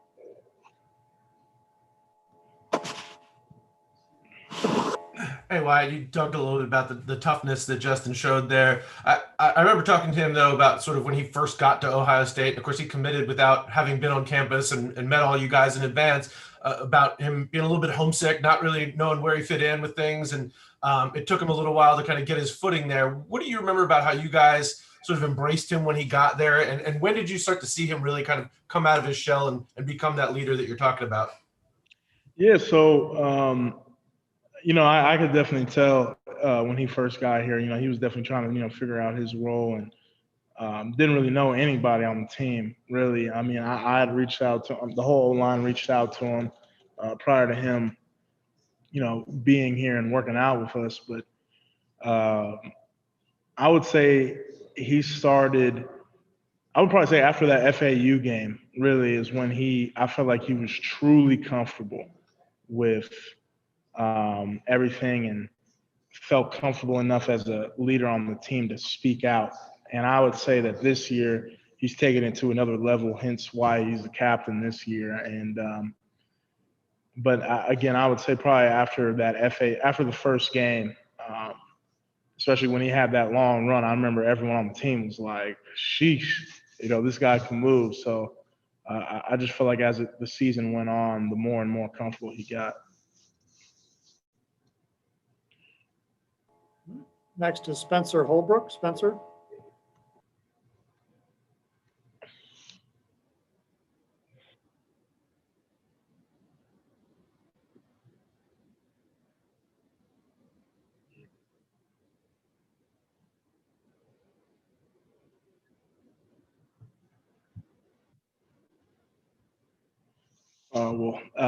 It's been great. I mean, I knew Josh even prior to coming to Ohio State. Went to camps with him together, and we just built a great relationship from the first time we met.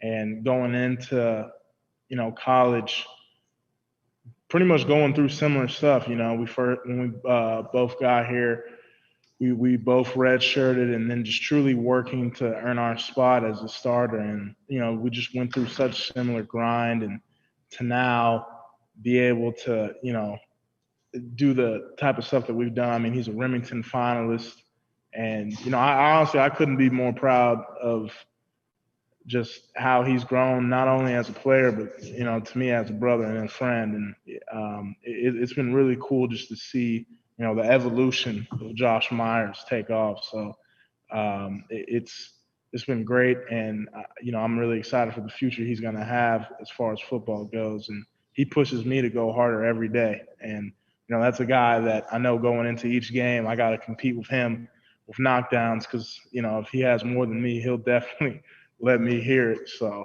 but no, it's been great seeing him grow. Great. Thanks for the time, Wyatt. Appreciate this, and we'll see you in Miami. Thank you. Joining us next will be center Josh Myers.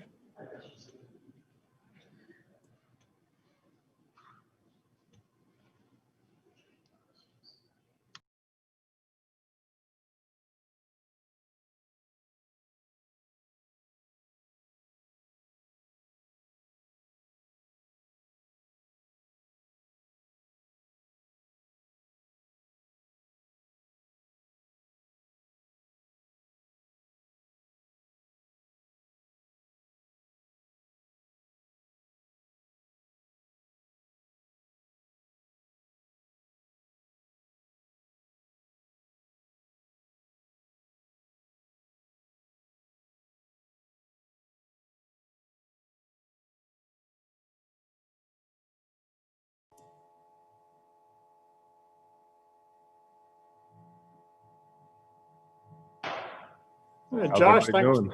Great. Thanks for joining us. Got Yeah, a few thanks for folks. Yep, got some people lined up here, ask a few questions. So we'll kick things off with Bill Rabinowitz. Bill? Josh, how are you? I'm good. How are you doing? Good, good. You kind of talked about this a little bit after the game, the Clemson game, but an offensive line needs cohesion, needs time together, and you guys haven't had that the last several games. How have you been able to overcome that? First of all, and how important is the same kind of dominance you had against Clemson to be displayed against Alabama? Yeah. Well, for starters, it's really important. I truly believe in my heart that games are won at the line of scrimmage, won or lost at the line of scrimmage. And so it's always important. And it's always a focal point of what we do. So huge for sure. And then, yeah, just in terms of cohesion within an offensive line group, it is really important. And we're just kind of, you're right, we haven't been able to do it a whole lot this year. Just so many things getting shifted around, so many people in and out.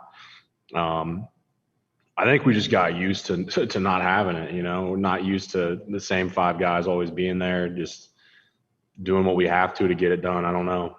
It's a good question.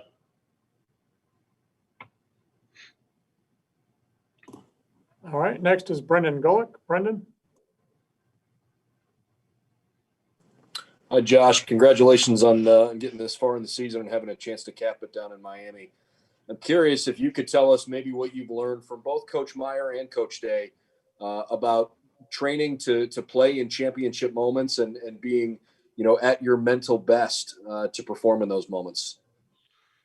Yeah. Well, thank you very much. I really appreciate that. And yeah, I've learned a lot from both of them. And I think in terms of what has stuck out to me the most has just been the preparation throughout the week.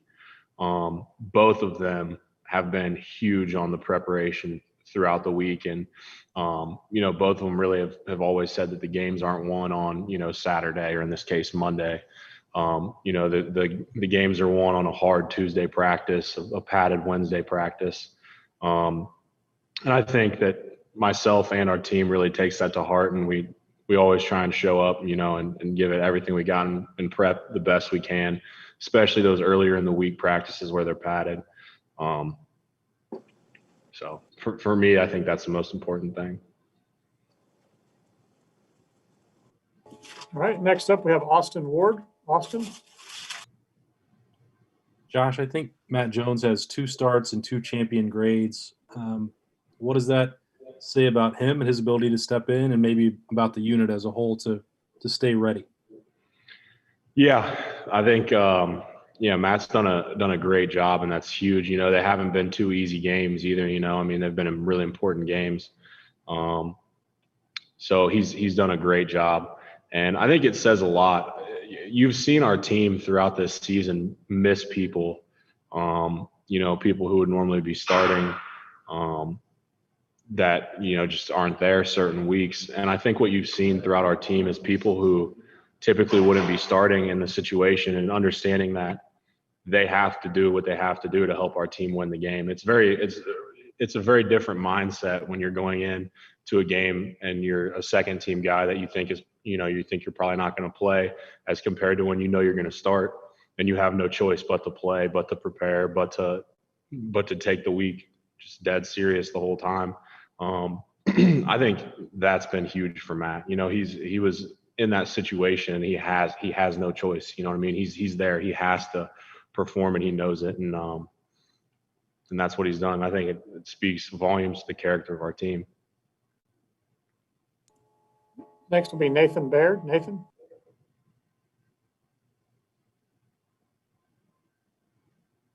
Actually, I have a natural follow-up to that question. I think Paris Johnson then has to come in and play some guard, which is not necessarily his forte. And I think ends up playing both guard spots in that game.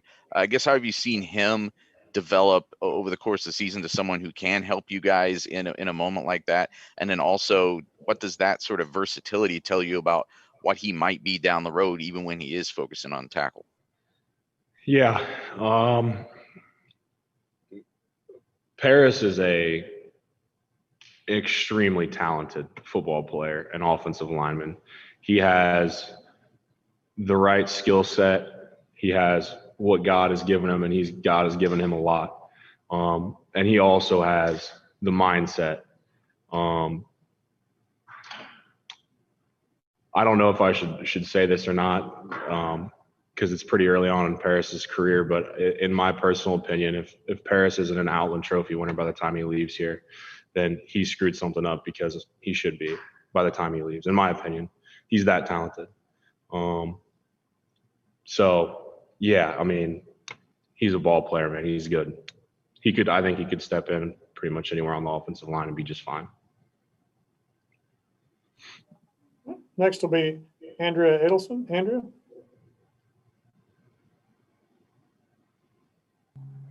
Hey, Josh, good to see you again. I would love your perspective as somebody who blocks for him, what you have thought about what Trey has been able to do the last few games for your team.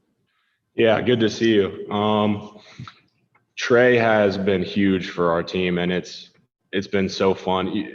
And I think I heard Coach Day say something about this in a different interview, that Trey never once complained. He was a big-time running back from Oklahoma that transferred to Ohio State, and the start of his career at Ohio State didn't exactly go perfectly, and there were just, things were different, and he had a bit of a slower start than he would have wanted, and he never said anything. I never, not one time did he complain. Never, not one time did he ask for more carries, or, he never had a bad attitude. He just kept coming to work, and I think that's the most satisfying part for me in watching him succeed now, and how well he's playing. He just does everything right. He never complains. I'm just I honestly, I can't say enough how happy I am for him. Next was Patrick Murphy. Patrick. Josh, do your tackles, the starting tackles, get talked about enough for what they do for you guys and how talented they are? I don't think so. I don't think they get talked about enough. I think both of them are really, really good players. You just look at the Clemson game. even just their pass protection was incredible all night, and they've been doing it all season. It's weird. It's a weird thing when tackles get slightly overlooked, among members of the offensive line, but somehow it's managed to happen this year. But those two guys are so valuable to our team and what we do every week. So yeah, I think they don't get enough recognition for what they do. Next will be Leo Johnson. Leo?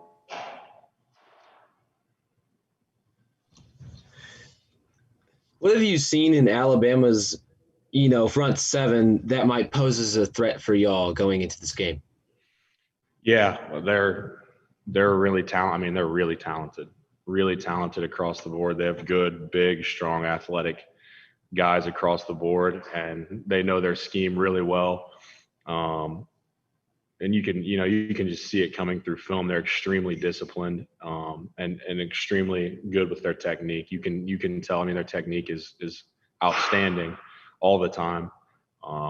They're just the type of group that never makes a mistake in terms of what gap they're supposed to be in. If they run a blitz, no one messes up, which you see fairly often in college football, where a blitz gets communicated incorrectly and some guy loops the wrong way or someone hits the wrong gap. That I've been watching a bunch of film on them, and I don't think I've seen it one time.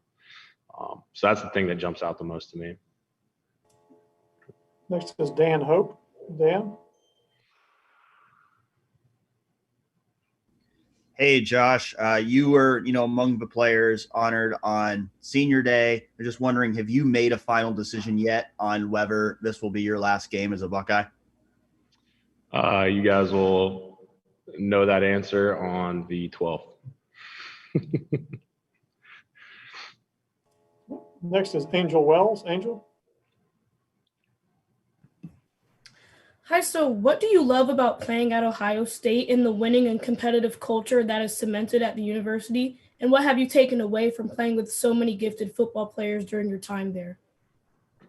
Yeah, that's a great question. There's so many things that make Ohio State a great place. I think what separates Ohio State is there's great people at Ohio State. I think there's great people at a lot of places, but there's great people at Ohio State who care about you and also will push you in the direction that you need to go to get you to where you need to be in your career. And I think that's a special thing. And I think that the way that the entire university and the coaching staff and everyone inside the facility goes about it is what separates us, in my personal opinion. And then on top of that, just like you said, the culture and the history behind Ohio State football, man, it's just so special. All of the things that we get to do, the skull session on a regular season, and then playing in the horseshoe, and there's just I could talk about it forever, to be honest with you. All right, next we have Tony Gerdeman. Tony? Josh, I wanted to ask about Mayan Williams. Has come on late this year. What's it been like watching him grow? What's it like to block for a guy like that? Yeah, it's fun, man. You guys, I've gotten asked that a couple questions about different running backs that we've had, and they're all fun to block for. Just super, Mayan is going to have a great career here. He runs the ball extremely hard, and as an offensive lineman, I just love that. The lower your shoulder mentality is, I'm a fan. I like to think that's how I'd be if I was a running back. So it's been fun to watch him grow this year and contribute. And man, he's contributed in some pretty key moments as well. So it's been fun. Time for one more from Jeremy Birmingham. Jeremy? Hey, Josh, I don't want to add to the hyperbole, but a coach of yours told me before the season that Paris Johnson was the most talented freshman offensive lineman they'd ever seen. And now what you're saying about the Outland, what does it say about you guys as a group that, A, he's not even playing, but B, what has your role been, yours, Wyatt, Thayer, Nick, the role just as far as guiding him in this weirdest season? Yeah. Paris would be a starting offensive tackle at 99% of the universities in the country this season. I think part of our role, and the reason why I said I'm not sure I should say this or not, is because he is a young guy and he has things he needs to improve on, and I don't want, him to hear that and, start, you know what I mean. But I know Paris well enough now to understand that he won't take it that way. Yeah, I mean, I think, me, Thayer, and Wyatt have just tried to keep his head in it, which he's done a great job of doing. It was a great year for him to just continue to get better. And he has just all year. He's gone hard and he's been committed to getting better. So he's been a pleasure to play with, and one day he's going to be a whole lot better than probably anyone else, on our starting line right now. Great. Thanks for your time today. We look forward to seeing you in Miami. Thank you guys so much. We'll wrap up today with offensive coordinator Kevin Wilson.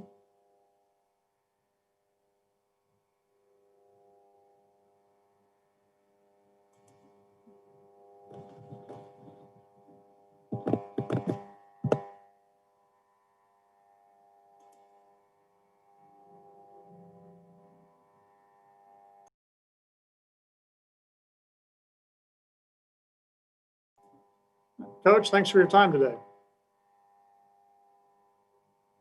I think you're still muted there.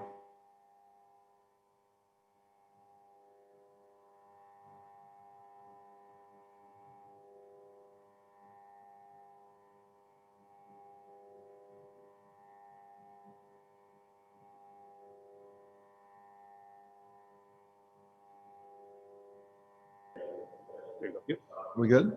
There we go. Yeah, we got you now. Computers are only as smart as the people operating them. So we'll kick things off today, Coach. We have Austin Ward.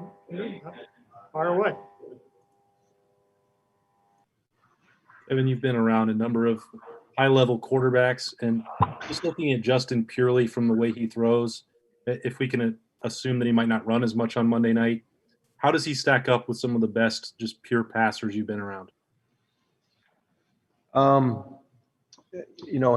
I've been around some guys, and I've coached the position, although never having played quarterback. I don't know if I'm an expert on the throw part of it. I'd always dealt with quarterbacks as a guy that was a golf-related guy. It was more about, what you see in your feet and how to process more than the throw. So from a mechanical standpoint, I really don't get on that. I know Ryan's kind of worked a lot with him through the offseason to continue to enhance his movement within the pocket and how to keep his eyes downfield and stay with his reads and have subtle movements and stay in the line, because he's a really good athlete that can take off, but how to move within the pocket and try to extend the play of the arm. He can make a lot of throws, make a lot of great throws. He throws a deep ball. He not only has a big arm to throw the deep ball, but he's really, really accurate with the deep ball.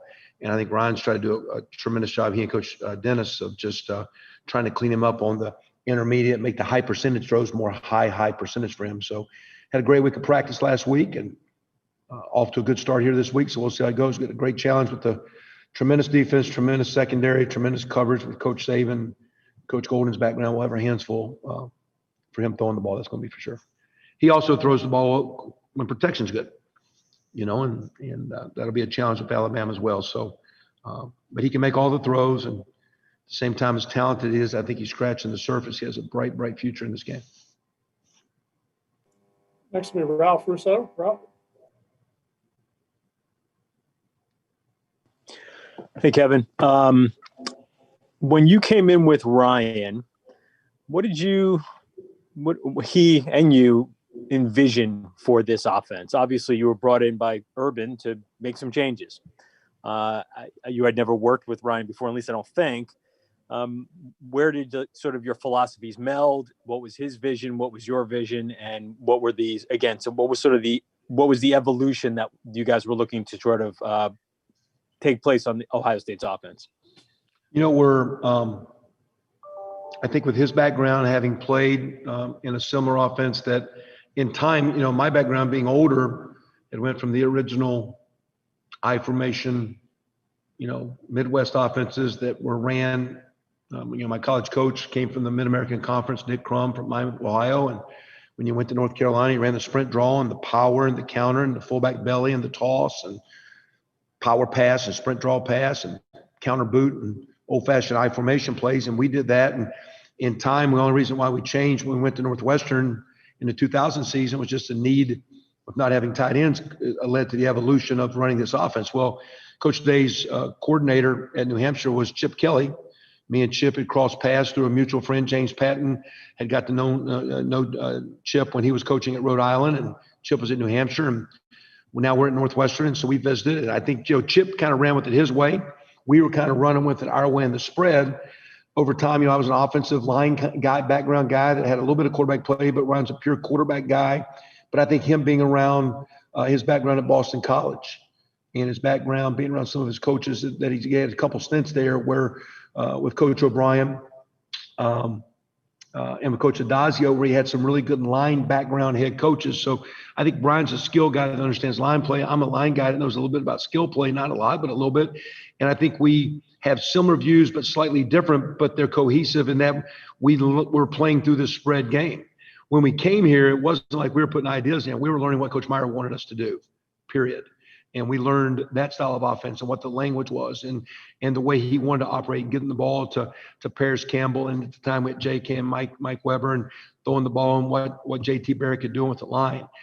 Over time, with Haskins and the passing game, it evolved a little bit the next year. But that initial year when we got here was really just trying to be a great teammate and be a part of what Coach Meyer would always say, it's the Ohio State offense. And over time, each year, the Ohio State offense has evolved a little bit.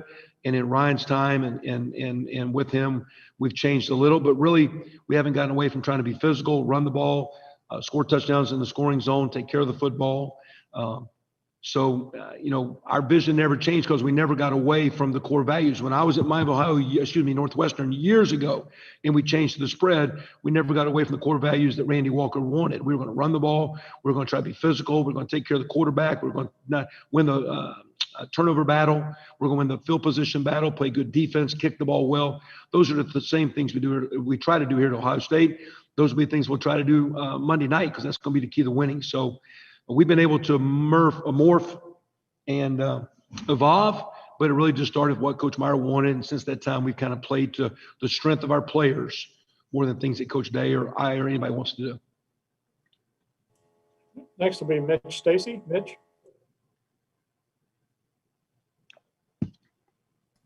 Okay, gotcha.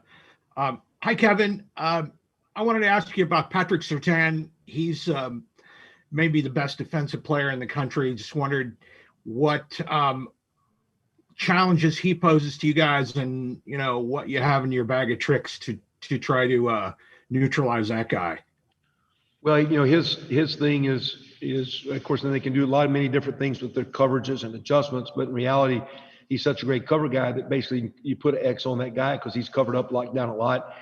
And that being said, that he doesn't need to, have a lot of safety help or bracket help or inside help. He can play a guy one-on-one. So that allows the defense to then bracket other receivers, or that allows the defense then to cheat with linebackers and safeties to outnumber you and outgap you in the run game. So, he's a tremendous player. A guy we recruited hard. I know Coach Combs was disappointed when we didn't get him a few years back, and Coach Halfley and those guys were dealing with trying to get him in here. I think it was just Coach Combs back then, but he's a tremendous player. He's athletic. He's long. He's going to do a great job doing his part to helping what's a very, very strong defense do well. So I'm sure there's going to be some reads where the ball is going to go that way because Justin's going to fill the matchup. We have good receivers that goes to that guy. But he'll be he's one of the best players in college football. He has a great future playing defensive back. He's one of the premier defenders, and he'll have a great career, not only in college, but moving forward. Next will be Barry Chapman. Barry? Yeah, Kevin, you gave us a good good lineage of your offensive pass going back to Dick Crum. Where does your 07, 08 no huddle stuff fit in there? How much of that, what you did in Norman in those 2 years, tie in with any of the stuff you're doing now, or that really anybody's doing in this offensive world we live in? Hey, Barry, I hope you're doing well down there. Sending my daughter back down to school there in about a week or two.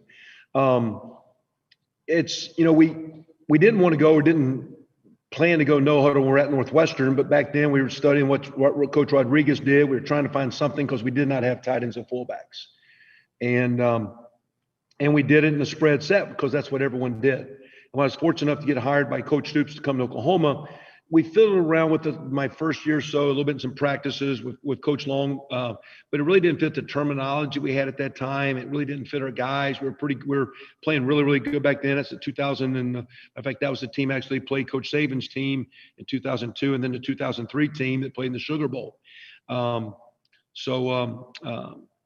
We didn't really come to it until the 2008 year when Sam was coming back. Bob came in the offseason and said, I think we need to look at no huddle. And I said, well, Coach, if you want to, we need to change a couple things the way we practice, because you got to practice a certain way. And I don't know if that fits the way you want to do things defensively. And I remember he had Coach Snyder came down that year from K-State. He was out of coaching at that time in their clinic. I remember I met with Coach Snyder and I said, Coach, I'm struggling because Coach Stoops wants to go no huddle. And I think that might mess us up because we're really pretty good on defense. What do you think? And he says, well, because you got a good offense, I think you're going to get more at bats. So, Barry, what we were able to do because of Jermaine Gresham, Brody Eldridge, a phenomenal player, Matt Clapp, we were able then to start doing no huddle with personnel groupings where we weren't spread out all the time, or it wasn't quarterback run game all the time. We were able to add the Mike Leach style passing that we continue to do that Mike had brought in there in 99. We're able to add that with now some really strong tight end play with Jermaine and Brody. We had a really good offensive line with Trent Williams and Phil Lodeholt and Duke Robinson and John Cooper. And we had some good players. And I've had, Manny Johnson and Joaquin outside. It was a really, really, and we had DeMarco and Chris Brown dotting the I back there. So there's some good players. But the deal was, I remember talking to Herb Street preseason. He said, you guys are going to be good. I said, Kirk, I don't want to say anything till after we get out of this game in the middle of October. But I think we're going to go no huddle with this multiple personnel groupings. I think we can mess with some people. Now the game is called, defenses have caught up. But I think that's from there when the RPOs started coming in, the multiple personnel groupings, offenses has continued to grow. There's still some great defenses, but you're going to see two strong defenses playing against two pretty, really, really strong offenses on Monday night. And that's kind of where the game's evolved. Even the pro game where guys are scoring 35, 40, 40 some points now. Next we have Dennis Dodd. Dennis.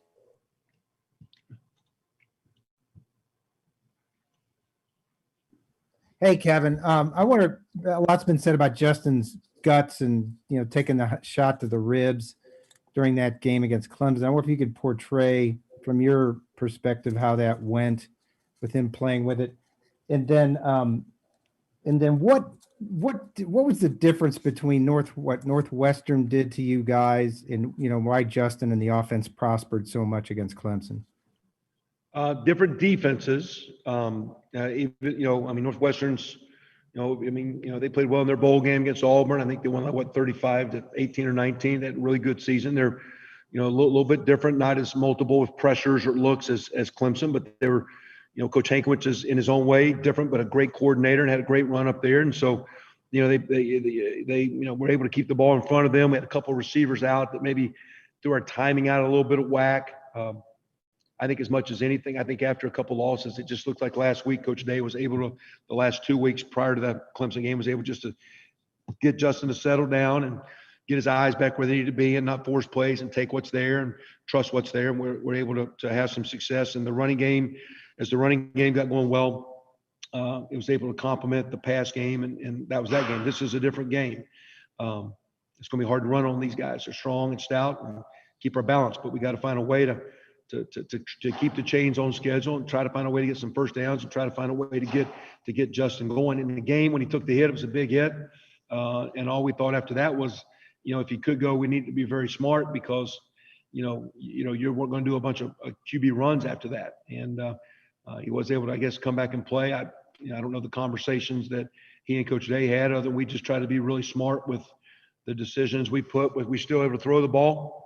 I think he showed a year ago, he took a pretty good hit and took a low injury in a rival game up north and came out and made one of the best plays of his life the next play after coming off that deal. So, he's been able to fight through some adversity, and he's a very good player, and he's a tough player. And I think it's just his DNA and his makeup, it looks like. Next will be Bill Rabinowitz. Bill? Hi, Kevin. Hey, Bill. Offensive lines need cohesion, and you guys have not had that luxury with the COVID situation that you've had. How have you been able, you and Stud, to be able to counteract that? And how important is the same kind of performance that you had against Clemson going to be against Alabama? I don't know. I mean, we missed some of those games. We lose the Maryland game, then we lose our Illinois game, and then we lose our rival game. So we're kind of going every other week. But every day, this has always been a great practice outfit. Our Tuesdays and Wednesdays, a lot of good on good, whether it be individual periods, group periods, inside run periods, team periods. And that being said, sometimes our second team players, we do a lot of twos on ones. Sometimes our second team players are playing against some of the best players in the country in practice. So, we had a game where we had a couple linemen out, but to me, I wasn't really over concerned about that game. I knew we had some talented players coming in. I knew they'd been practicing well. So I actually think, I don't think you run the ball the way we've been running in a team that's not an option-oriented team and don't have pretty good line playing cohesion. And I think it's also complemented by a couple really good tight ends that no one wants to talk about unless they catch a ball. Them guys block their butts off every week. So it's a solid front. Is it a great, phenomenal line? I don't know about that. But man, they're really good. They're great kids. They give us great practice habits. They're talented. We work really hard to try to put them in good schemes. It's hard because every team's out gapping you. Tough thing in college ball. 1 week it's this scheme, then it's that scheme. Then it's, every week it's different schemes. But Coach Stud does a great job. Those linemen are really playing solid. To me, you don't know if it's a good line to the end of the year, and you can look back and see what you did. So we'll wait the Monday night to see how good a line it is. And they're going to get their strongest test Monday night with Alabama's front because they're the best we've seen. But I got a lot of respect for our Coach Stud. I got a lot of respect for the O-line, and I appreciate that our group at tight end can complement and help those guys. And then with that, Trey makes the plays, Justin makes the plays, but without those cats up front, it wouldn't be the offense that we have. Next, we have Sam Kahn. Sam?